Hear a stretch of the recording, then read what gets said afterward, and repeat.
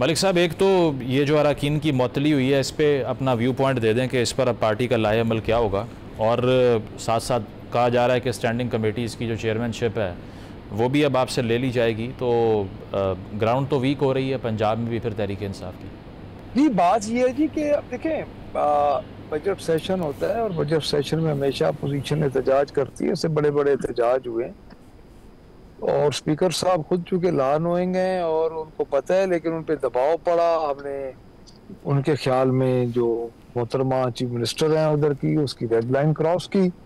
तो मैं ये समझता हूँ कि इस वक्त जो हालात हैं वो ये हैं कि पंजाब में कमेटीज वापस ले लें। जिस तरह फस्तैयत और 47 की गवर्नमेंट है, वैसे कमेटीज का मैं आपको ये क्लियर कर दूं, ये सिंबॉलिकली होती हैं। इसमें ऑलरेडी जो गवर्नमेंट के मेंबरान होती है, अक्सरियत उन्हीं की होती है इन कमेटीज में। तो मैं ये समझता हूं कि कोई इसमें दूसरी राय नहीं है कि पंजाब में इस वक्त फस्तैयत है। और आप समझ लें कि उस वक्त वहां पे एक ऐसी खातून की हुकूमत है जो अपनी कारकर्दगी की बुनियाद पे नहीं, अपनी अब मैं इसको मैं क्लेरिफाई कर दूं कि अपनी कारकर्दगी की बुनियाद पे नहीं, अपनी डिक्टेटरशिप की बुनियाद पे वहां पे वो हुकूमत कर रही है। और उसके हमने एहतजाज किया और एहतजाज में बड़ी अजीब बात है कि 26 मेंबर सस्पेंड हुए, 11 पे फाइन हुआ और बाकी उनका जो भेज दिया गया अपना रेफरेंस भेज दिया गया। यानी ये बड़ी अजीब बात है, स्पीकर साहब रेफरेंस बना के भेज रहे हैं नाराबाजी पे।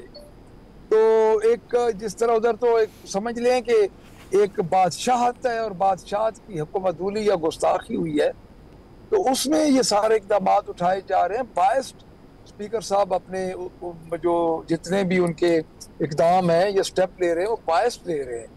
और जो वो कहते हैं कि मैं बाय द बुक चल रहा हूं, तो बाय द बुक में तो ये कभी भी नहीं है। नारेबाजी हमेशा असेंबलीज में होती है, इससे बढ़ के हुई है कोई उसमें।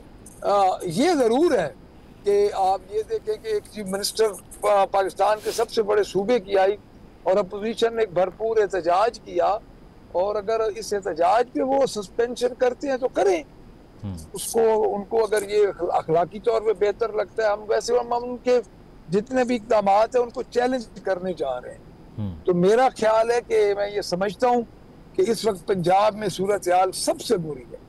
अच्छा। मैं और किसी सूबे की मैं नहीं बात कर सकता बिकॉज मुझे ज्यादा नहीं पता, लेकिन जिस सूबे में मैं बैठा हूँ तो ये तो इस वक्त बहुत बुरे हालात में है। तकरीबन इन्होंने 5335 अरब रुपए का बजट दिया, उसके बाद 1109 अरब रुपया जो इन्होंने डेवलपमेंट पे रखा, वो सरासर उसकी एलोकेशन देखें तो कहीं 10% है, कहीं 15% है, और 509 अरब रुपए का इन्होंने सप्लीमेंट्री बजट दिया। ठीक। यानी सप्लीमेंट्री बजट होते ही ब्यूरोक्रेसी का है। और अगर अखराजात बढ़े हैं तो सीएम हाउस के बढ़े हैं। 10 खरब रुपए का जो ऑडिटर जनरल पाकिस्तान की जो रिपोर्ट है वो आपके साथ, यानी आप देखें तो उधर 10 खरब रुपए का ऑडिटर जनरल पाकिस्तान ने जो एक पैरे बने हैं, और वो डेफिनेटली पब्लिक अकाउंट्स कमेटीज में भी आएंगे जी। तो इस कारकर्दगी की वजह से हमने एहतजाज किया और मोहतरमा ने एमपीएस को सस्पेंड करवा दिया, क्योंकि स्पीकर साहब दबाव नहीं उनका बर्दाश्त कर सके चीफ मिनिस्टर का, तो उन्होंने फौरन ही एक सस्पेंशन के ऑर्डर कर दी।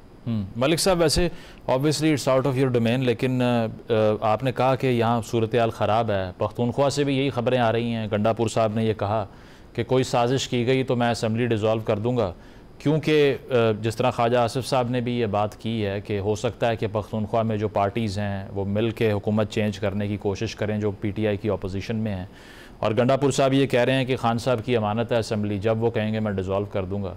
वो और बात है कि असम्बली अवाम की अमानत होती है, लेकिन वहाँ भी यही सोचा जा रहा है। फिर तो पार्टी के इनर सर्कल्स में फिर क्या बात हो रही है? अगर पख्तूनख्वा की हुकूमत भी चली जाती है तो फिर तो कुछ नहीं रहेगा हाथ में। नहीं, देखिए पार्टी मैं कर दूं आपको। देखिए हम जिस मखसूस हालात से गुजर रहे हैं ना जी, हम तो बतौर एहतजाज बैठे हैं जितनी भी ये हुकूमतें हैं ये असेंबलीज में। वैसे मैं नहीं समझता कि खैबर पख्तूनख्वा खत्म होगी गवर्नमेंट। उसकी वजह यह है कि वहाँ पे ट्रू मैंडेट है इमरान खान। तो मुझे ये लगता है कि ये इनका ख्वाब ही रह जाएगा। तो बाकी तो देखें जी, जिस तरह के हालात का पाकिस्तान तहरीक इंसाफ को सामने है, कुछ भी हो सकता है। और हम हर उसके लिए तैयार। अफनान साहब, शॉर्ट कमेंट फ्रॉम यू, ये ख्वाजा आसिफ साहब ने जो बात की है कि लग ये रहा है कि जो पीटीआई की अपोजिशन पार्टियां हैं वो हुकूमत तब्दील करने की कोशिश करेंगी, ये ख़बर है उनके पास और ये कहाँ से आ गई, और इसमें हुकूमत की भी क्या कोई लीड है जो उनको पहले से मालूम है कि ऐसा हो जाएगा? और गंडापुर साहब भी स्टेटमेंट्स दे रहे हैं इस तरह की। नहीं, देखिए पीटीआई के पास इतने वोट तो है ही नहीं, वो कैसे हुकूमत जो है वो बनाएंगे। मतलब कि कोई स्ट्रैटेजी होगी ना जिसके तहत, ऑलरेडी उनकी मतलब के हालात इतने अच्छे नहीं हैं, तो उसके अंदर अगर वो ये समझते हैं कि वो हुकूमत तब्दील कर देंगे, मैं नहीं समझता ये कोई प्रैक्टिकल बात है। ये हो सकता है कि ख्वाहिश हो कुछ लोगों की, मगर मेरा नहीं ख्याल इसका हकीकत से कोई इतना ताल्लुक है। नहीं, पख्तूनख्वा असम्बली की मैं बात कर रहा हूँ कि वहाँ गंडापुर साहब की हुकूमत जो है वो ख़तरे में, ख्वाजा आसिफ साहब कह रहे हैं। अच्छा, ये जी देखिए वो इसकी वजह बुनियादी तौर के ऊपर ये है कि इनके बहुत सारे डिस्ग्रंटल्ड लॉ मेकर्स हैं, और क्योंकि टोटल अगर पीटीआई की सियासत को आप देखें तो वो अब ये रह गई है कि जी इमरान खान से मुलाकात हो जाए, इमरान खान साहब को ये मिल जाए, इमरान खान साहब का ये मसला हल हो जाए। अब इस तरह की कितने अरसे कोई सियासत चल सकती है? सियासत तो किसी नज़रिए के लिए होती है, अवामी मुफाद के लिए होती है। अगर आपकी टोटल सियासत का जो है वो रह यही जाए कि जी यहाँ पे मुझे ये मिल जाए, वहाँ मुझे वो दे दे, तो फिर उसके बाद ज़ाहिर है फिर पार्टी जो तितर बितर ही होगी, और वही उनकी तितर बितर ही होती हुई नज़र आ रही है। ठीक है। शर्मिला साहिबा, इसके अलावा जो कहा जाता था कि हुकूमत जो है वो हैविली रिलायंट है आपकी पार्टी पर because of the number game, अब आकर ये जो बात हो रही है कि पीपल्स पार्टी पर रिलायंस कम हो जाएगी, सादा अक्सरियत तो नून लीग को मिल गई है, तो इस पर पार्टी क्या सोचती है? देखिए जी, अगर सादा अक्सरियत पीएमएलएन के पास है, वो भी not on their own, oppose with JUI and MQM, लेकिन पीपल्स पार्टी का अपना एक इंतहाई अहम किरदार है। पीपल्स पार्टी की अपनी वर्थ है। We have 74 members in the house. अगर हम किसी वक्त भी जाएं और कहीं और चले जाएं तो अगेन हुकूमत के पास मसले खड़े हो सकते हैं। आई डोंट थिंक कि इतने अहम इत्तेहादी को इस नज़र से देखना चाहिए। अगेन इस तरह मैंने कहा ना कि ये डिस्कशन में आएगा, बहुत सारी चीज़ें डिस्कशन में आती हैं, और ये this is local Islamabad gossip जो होती है।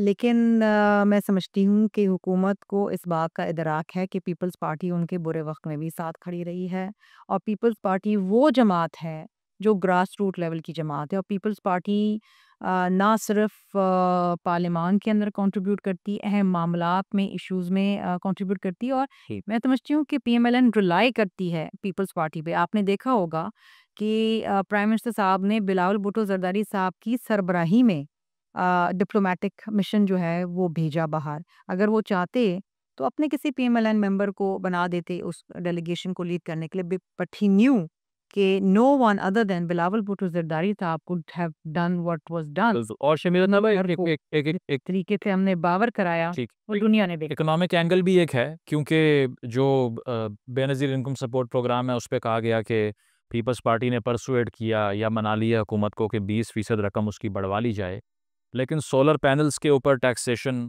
इसके अलावा दीगर जो टैक्सेस में इजाफा हुआ, अभी पेट्रोल तकरीबन 10 देखिए, मैं जब आपसे बात कर रही हूँ ना, जी मैं आपसे यही बात कर रही थी कि पीपल्स पार्टी अपना अहम किरदार अदा करती है पार्लियामान में, और इस बजट में भी इस तरह अभी आपने जिक्र भी किया। जब मैं पार्लियामान की बात करती हूँ तो यही होता है ना, बजट साजी के अंदर अपना अहम किरदार अदा करना, बीएसपी के फंडिंग बढ़ाना, सोलर पैनल्स के ऊपर वो कम करना, एफबीआर के जो अरेस्ट वारंट्स हैं उनको लोगों के लिए उसमें सेफ्टी क्लॉजेस डलवाना, और बहुत सारी ऐसी चीज़ें, ई कॉमर्स के अंदर चीज़ें हैं, बहुत सारी ऐसी चीज़ें हैं जहाँ पर पीपल्स पार्टी ने अपना अहम किरदार अदा किया, जो कि ऑपोजिशन को करना चाहिए था, वो नहीं कर पाए। That been a dismal failure.